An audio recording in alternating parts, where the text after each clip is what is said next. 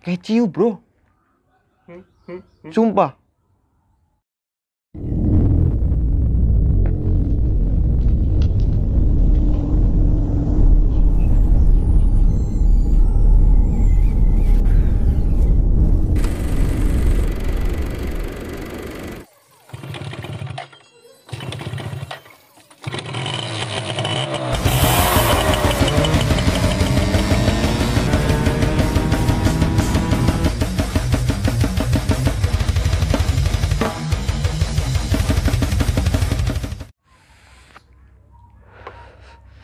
Nah, teman-teman, berjumpa lagi bersama para rombongan atau pelopor pemuda sakit hati dan bahan bakar neraka. Di video kali ini saya akan mengunboxing dan sedikit membahas tentang minyak rem Brembo kemasan 250 ml. Kita unboxing dulu ya, ini baru datang. Tidak ada pakaji-pakajian di sini. Karena ini juga saya butuh, memang karena motor saya itu sudah 2 tahun tidak ganti minyak rem ya, kalau istilah Jawane ke wis wayahe. Nah, ini masih fresh ya. Oke, ini seperti ini ya teman-teman.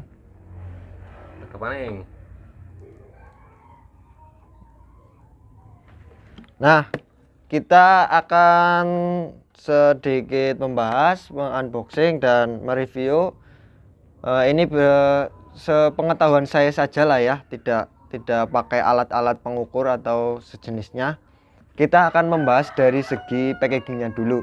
Ini kemasan 200 ml ya. Ada yang kemasan 500 ml, tapi saya ambil yang 200 ml karena saya hanya butuh membleeding untuk satu sistem pengereman ya, cuman depan, tidak depan belakang ya gue. Kalau depan belakang itu mungkin bisa ambil yang 500 ml teman-teman. Nah, kalau membahas tentang minyak rem itu kebanyakan orang-orang itu membuat acuan dari DOT nya. Ini BTW sudah DOT 4 ya. Apa sih itu DOT? DOT itu standar atau acuan, set kepanjangannya itu Department of Transportation kalau nggak salah. Kalau salah koreksi ya. Ini kalau semakin DOT nya banyak, istilahnya kan DOT 3, 4, 5, 5.1 dan seterusnya, itu semakin DOT nya banyak angkanya itu semakin bagus. Nah, kalau misalkan untuk dunia racing minimal itu harusnya ya, minimal itu pakai DOT 4 ke atas. Nah, kalau misalkan motor-motor standar itu mungkin bisa dilihat di master rem ya, itu ada keterangannya biasanya pakai minyak rem DOT berapa. Nah, kalau DOT titik 4 ini dari minyak rem Brembo memiliki titik didih kurang lebih 40 derajat Celcius. Di sini ada ya teman-teman, dituliskan di botolnya 40 derajat Celcius. Kalau DOT 5 atau DOT 4 ke atas biasanya titik didihnya itu lebih tinggi bro, atau biasa disebut viscosity apa-apalah kayak gue lah angel. Nah, mungkin apalagi ya yang perlu saya bahas di sini. Oh ya, ini made in Italy. Terus ada ERB di atas 25 derajat Celcius, WERB di atas 177 derajat Celcius ya. Terus di belakang ini tidak ada apa-apa, cuman peringatan. Oh, buku panduan ini bro, ini buku panduan ya, bisa dikletek sebentar. Ini buku panduan coy, mungkin panduan bleeding ya, bukan panduan buat bersihin koreng.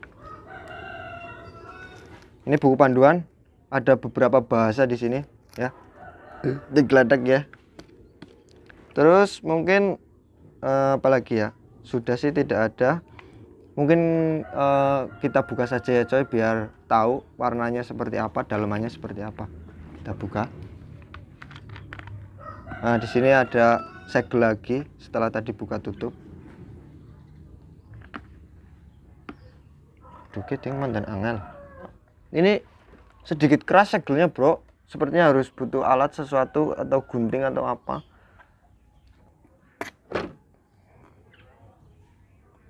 Ya ini kita buka pakai paku karena apa, segel atau jenenge apa kayak sing hologram ya, sedikit keras. Untuk baunya seperti keju bro, sumpah keju bro baunya. Kita tuang saja biar tahu. Ini warnanya bening ke kuning-kuningan bro, tidak merah ya. Katanya juga kalau warnanya kuning itu lebih baik dari yang warna merah, dan punya saya kebetulan itu pakai yang merah warnanya.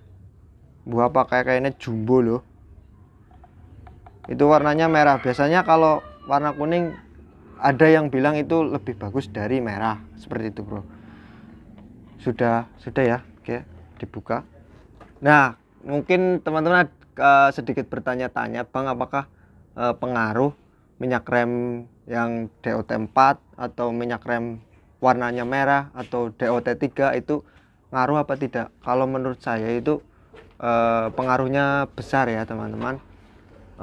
Ya kembali lagi pemakaian motornya seperti apa. Kalau cuman buat harian, buat istilahnya cuman buat nganter anak atau cuman buat ya keliling-keliling desa, tidak, kebutuhannya tidak terlalu banyak pengeremannya, ya pakai minyak rem DOT3 atau minyak rem standar pun itu sudah terpenuhi kebutuhannya. Tapi kalau misalkan teman-teman kebutuhan motorannya itu buat touring atau buat sering kerja PP bolak-balik sampai ke luar kota atau yang kuliah atau apa ya guys, butuh pengeremannya kan itu lebih banyak.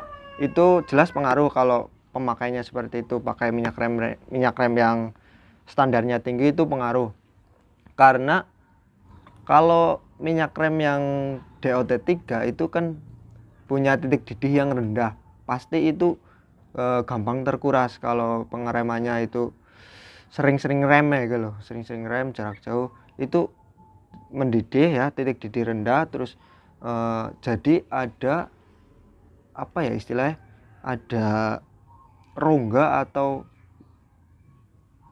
apa sih ya jenengannya ya, intinya minyak terkuras, jadi ada sela-sela loh, ada sela-sela, tidak harus minta di bleeding lagi seperti itu karena minyak remnya istilahnya menguap lah ya.